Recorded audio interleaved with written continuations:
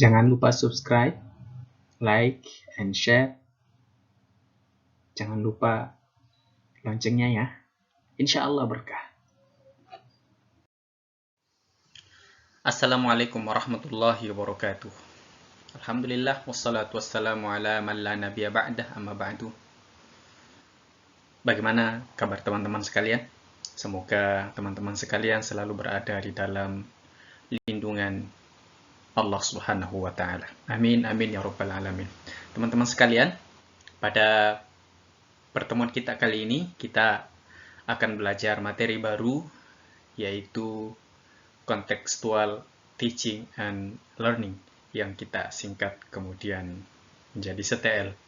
Ini adalah materi kedua kita setelah pada pertemuan sebelumnya kita membahas tentang direct instructional atau model pembelajaran langsung.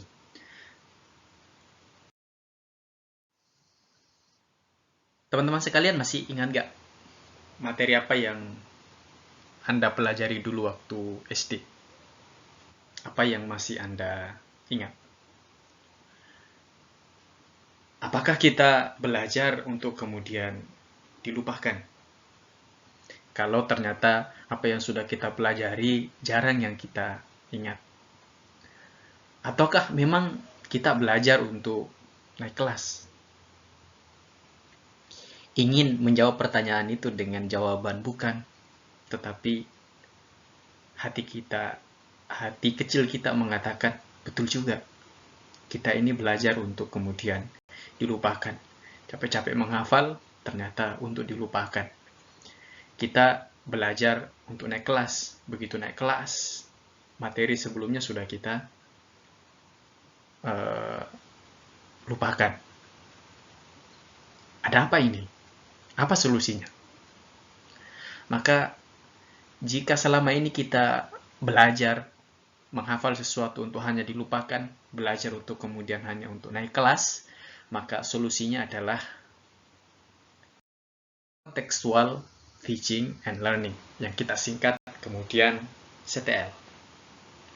Kenapa kemudian CTL ini menjadi jawaban atas model pembelajaran konvensional yang selama ini sudah lumrah terjadi? Bahkan kita semua ini adalah korban-korban daripada model pembelajaran konvensional. CTL itu kepanjangannya adalah contextual teaching and learning. Ada 3 kata kunci, yaitu contextual 1, teaching 2, learning 3. Apa itu kontekstual? Kontekstual kita bisa bahasa Indonesia kan menjadi konteks. Konteks itu artinya bermakna atau bermanfaat. Kenapa dulu kita menghafal kemudian kita lupakan? Karena kita merasa itu sesuatu yang tidak bermakna, itu sesuatu yang tidak bermanfaat. Teaching itu artinya mengajar. Learning artinya belajar. Jika disatukan teaching and learning, maka yang dimaksud adalah interaksi. Sesuatu yang bermakna, sesuatu yang bermanfaat, itu dapat dibangun jika terjadi interaksi antara mengajar dan belajar. Di kelas itu bukan hanya ada guru, tetapi juga ada murid. Maka teaching and learning ini kemudian dibahasa Indonesia kan menjadi pembelajaran. Bukan lagi pengajaran, bukan lagi pelajaran, tetapi pembelajaran. Makna itu dibangun. Manfaat itu dibangun di dalam interaksi, di dalam hubungan yang berkesinambungan antara guru dan murid. Itulah CTL. Maka dia kemudian dapat menjadi jawaban. Kita belajar bukan untuk kemudian dilupakan, karena sesuatu yang ada maknanya, sesuatu yang bermanfaat tidak ingin kita lupakan. Teman-teman sekalian, bagaimana mempraktikkan CTL ini? CTL itu terdiri dari 7 agak banyak memang, tetapi kalau kita sudah bisa melaksanakan, dia adalah hal yang berkesinambungan saja, tidak perlu kita hafal, kita cukup memahaminya, maka kita dapat menerapkannya. Yang pertama, komponen CTL itu adalah constructivism. Yang kedua, questioning. Yang ketiga, inquiry. Yang selanjutnya, learning community. Yang selanjutnya, modeling. Yang keenam, reflection. Yang ketujuh adalah authentic assessment. Mari kita pelajari satu-satu, ini bahasa Inggris semuanya. Tentu kita perlu membahasakannya ke dalam bahasa yang mudah kita pahami, sebagaimana CTL itu juga ternyata sangat mudah kita pahami, bahwa CTL itu adalah pembelajaran yang mengedepankan sesuatu yang bermanfaat dan sesuatu yang bermakna. Itu namanya CTL. Baik, kita akan bahas satu-satu. Apa itu konstruktivisme? Konstruktivisme. Memang model pembelajaran CTL ini itu teori, landasan teorinya adalah konstruktivisme. Kita sudah mempelajari di teori-teori belajar, konstruktivisme itu adalah teori yang mengatakan bahwa siswa itu sudah mempunyai pengetahuan dasar, hanya saja dia tidak mampu mengaitkan pengetahuan dasar itu dengan pengetahuan yang lainnya atau pengetahuan yang baru. Maka tugas guru di dalam teori belajar konstruktivisme adalah menjadi fasilitator, menjadi orang yang membantu siswa untuk kemudian menghubungkan antara satu pengetahuan dengan pengetahuan yang lain. Nah, di dalam CTL ini, komponen dasar, komponen pertama sekali yang harus dibangun adalah konstruktivisme. Apa itu konstruktivisme?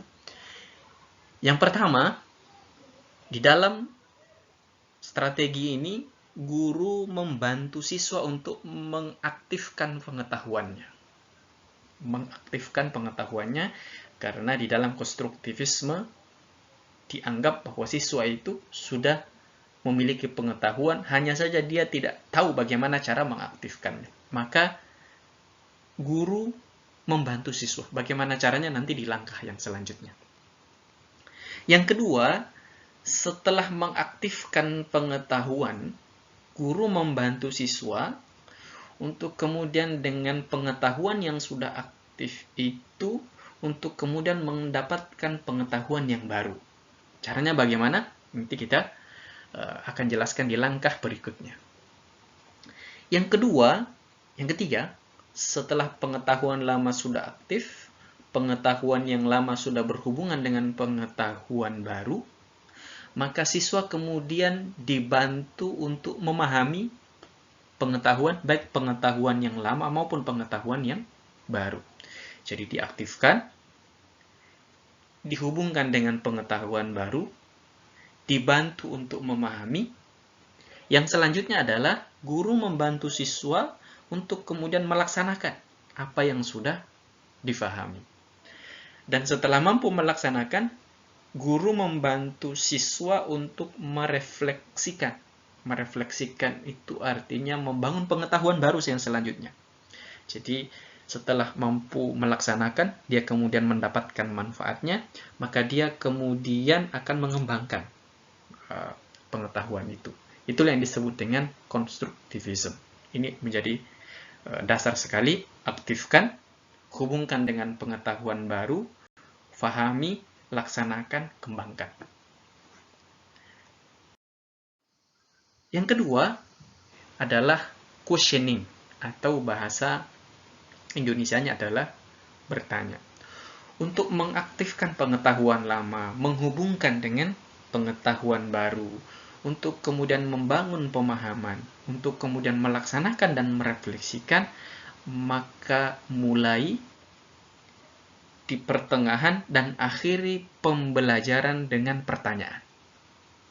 Jangan memberitahu, tetapi mulai dengan pertanyaan. Sebagai contoh, jika kita masuk kelas ingin mengajarkan tentang Al-Quran misalnya, kita mau mengajarkan tentang Al-Quran, maka jangan mengajarkan anak-anak sekalian Al-Quran adalah, jangan seperti itu, tetapi mulai dengan pertanyaan. Sebagai contoh, anak-anak, kalian sudah bisa membaca Al-Quran? Kamu sudah sampai di mana bacaan Al-Qurannya? Dan lain sebagainya. Itu yang dimulai dengan pertanyaan, tengahi dengan pertanyaan, akhiri dengan pertanyaan. Maka komponen utama dari CTL ini adalah pertanyaan. Maka guru wajib hukumnya mempelajari bagaimana bertanya yang baik. Bertanya yang baik ini ada ilmunya. Maka kita perlu mempelajarinya. Pertanyaan seperti apa yang mampu membangkitkan rasa ingin tahu siswa. Baik, mulai tengahi akhiri pembelajaran dengan pertanyaan. Yang selanjutnya adalah inquiry. Inquiry itu artinya penemuan. Jadi setelah ditanya, maka siswa akan terpancing untuk kemudian menjawab. Nah, jawaban itulah yang disebut dengan menemukan. Maka di dalam model pembelajaran CTL ini, di dalam komponen inquiry, kita perlu mengingat dengan baik, bantu siswa untuk menemukan sendiri, jangan memberi. Bantu saja. Nanti biarkan dia menemukan. Jadi yang ketiga adalah inquiry.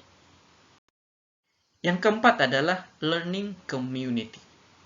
Masyarakat belajar. Dalam kelas, buat masyarakat belajar dengan cara berdiskusi, sharing pengalaman, dan bekerja sama dengan sesama pembelajar. Karena pengetahuan yang dimiliki oleh siswa itu adalah pengetahuan yang lama, ketika dia mendengarkan pengetahuan lama siswa yang lain, maka bisa jadi itu menjadi pengetahuan baru. Maka suruh mereka bercerita, suruh mereka untuk kemudian membagi pengalamannya. Maka ketika terjadi terjadi lintas pengetahuan ini, maka inilah yang disebut dengan CTL. Akan sangat-sangat bermanfaat sekali. Learning community. Yang selanjutnya adalah modeling. Ada kaidah di dalam belajar yang perlu kita kuasai, bahwa belajar yang mudah itu dengan meniru. Maka buatlah model atau sesuatu yang bisa ditiru. Maka di dalam kelas, guru bukan sebagai yang memberitahukan, tetapi dia hanya model. Dia hanyalah model. Bukan hanya guru yang bisa menjadi model, siswa juga bisa menjadi model. Ketika siswa menceritakan pengalamannya, itu yang disebut dengan model. Ketika kita juga bisa mendatangkan tamu misalnya, baik tamu itu sebagai murid atau tamu itu adalah guru, dan lain-lain. Kan di dalam prinsip modeling ini, guru tidak memberikan pemahaman kepada siswa, tetapi guru memberikan ceritanya sendiri, agar kemudian menjadi wawasan baru, wawasan yang lain, yang kemudian dapat ditiru oleh siswa. Modeling, belajar yang mudah itu dengan meniru, maka buatlah contoh-contoh, buatlah model-model yang gampang, yang mudah untuk ditiru. Langkah selanjutnya adalah reflection. Reflection ini adalah langkah yang sangat penting, karena yang namanya membangun, maka ada langkah-langkah yang baru, ada pengembangan-pengembangan yang baru. Nah, reflection ini adalah bagian yang sangat penting di dalam CTL. Setelah kita kemudian meniru dan lain sebagainya, maka periksa kembali makna atau manfaat belajar yang didapatkan. Apa yang bisa dikembangkan? Apa yang bisa diberikan kepada yang lain? Pengetahuan antara satu siswa dengan pengetahuan yang lain, ayo kemudian bentuk menjadi pengetahuan yang baru, lantas kemudian itu menjadi sumbangan pengetahuan bagi anak-anak. Adalah authentic assessment. Assessment artinya penilaian, autentik asli. berikan penilaian yang asli, berikan penilaian yang sesungguhnya. Maksudnya jangan hanya menilai anak itu dari tulisannya, jangan hanya menilai anak itu dari perkataannya, lisannya, tetapi berikan penilaian yang banyak. Karena kemudian di dalam pelaksanaan pembelajaran itu banyak hal yang dilakukan, maka nilai semuanya. Ketika dia berkelompok, ketika dia sharing pengalaman, itu semuanya dinilai. Sehingga itulah yang disebut dengan authentic assessment. Nilai akhlaknya, nilai bicaranya, nilai kehadirannya, nilai diamnya, itu semua adalah bahan-bahan penilaian.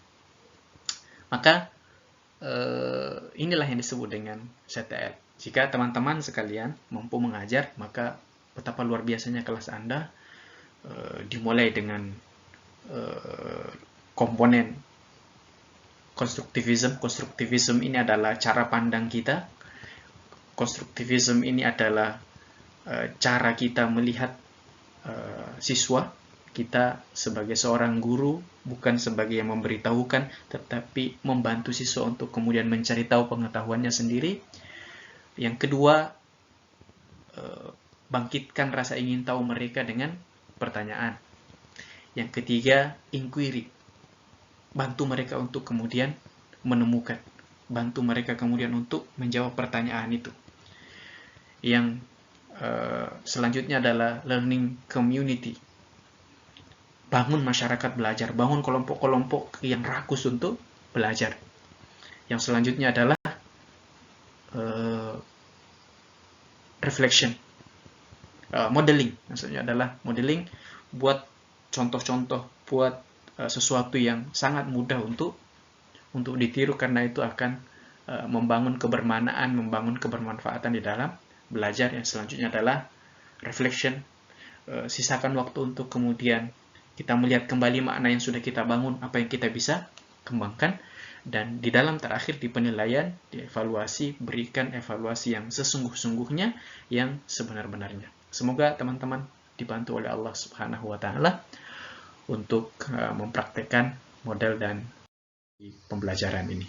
Terima kasih. Hadanallahu wa iyyakum ajmain. Wassalamualaikum warahmatullahi wabarakatuh.